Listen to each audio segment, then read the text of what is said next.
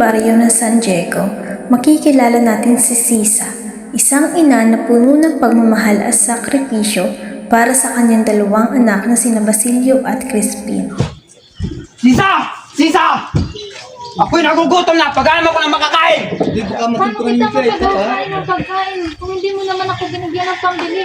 Ano? Talo na nga ako sa sugal! Wala ka pang maihain ng pagkain sa akin! Napakawala mo talaga ng silbi!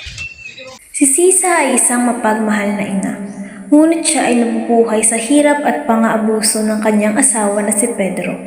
Sa kabila nito, patuloy siyang umaasa na balang araw ay magiging maayos ang kanilang buhay. Ay. Basilio! Pahinga ako sa lapi! Pag susugal mo na naman itay, makasagot ka pa! Huwag mo naman saktan ang mga anak natin! Isa ka pa!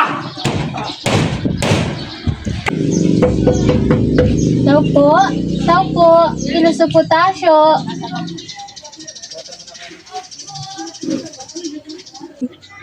Magandang araw po, kiluso potasyo. Ikaw pala yung Sisa. Anong iyong pakay? Maaari po bang makahingi kahit kaunting ulam para sa aking mga anak? Sige, sige. Kukuha lang ako sa pagkainan. Ito na yung hinihingi mong ulam. Maraming salamat po. Tiyak na magugustuhan nito ng aking mga anak. Nawa ay maging masaya ang iyong anak na si Crispin at si Basilio. Maraming salamat po ulit. Isang gabi, naganda si Sisa ng hapunan. Isang simpleng pagkain ngunit puno ng pagmamahal. Umaasa siyang uuwi ang kanyang mga anak.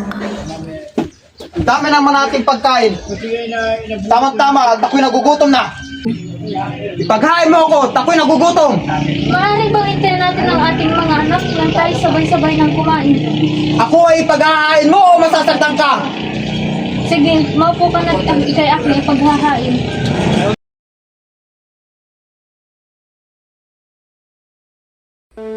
Ngunit habang siya ay naghihintay sa kabilang dako, may isang madilim na pangyayari.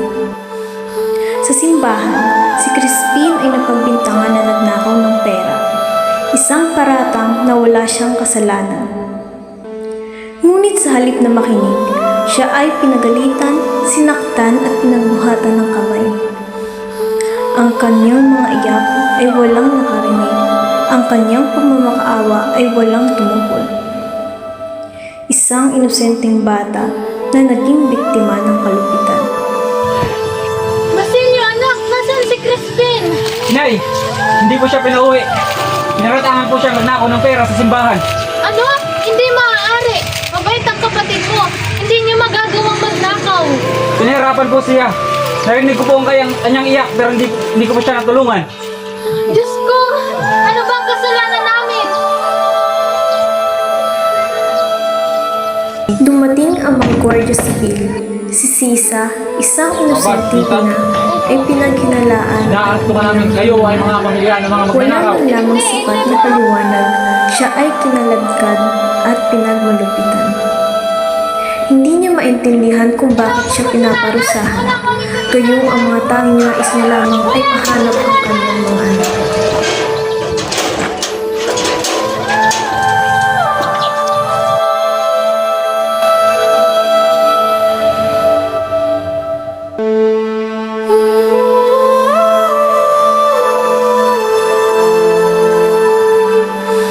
Isang ina na nawala na ng anak at ngayon pati kalayaan ay kinuha pa sa kanya. Tulungan niyo po ako! Nangihina na ako! Sige, palayain na yan.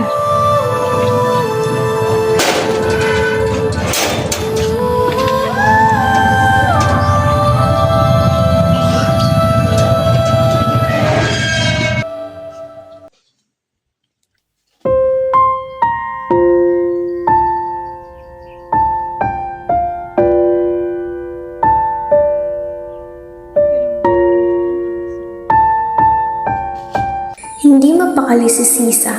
Ang bawat sandali ay puno ng kaba at pag-aalala. Sa kanyang paghahanap, may nakita si Sisa. Isang piraso ng damit. Isang kapirasong tela na may bahid ng dugo. Nanlumo si Sisa. Nanghina ang kanyang katawan at tila tumigil ang mundo sa kanyang paligid. Kita mo ba yung anak ko? mo? Bitawan mo ako, baliw na Indio! Tama ba? Sinabi ng bitawan mo ako, baliw na Indio! Ibalik mo sa akin yung mga anak ko! Lumayo ka sa akin, Indio! Baliw!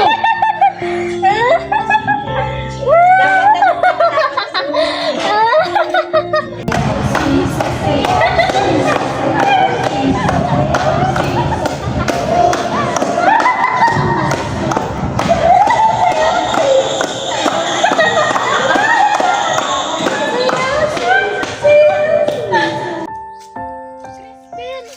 Basilio! Mga anak ko!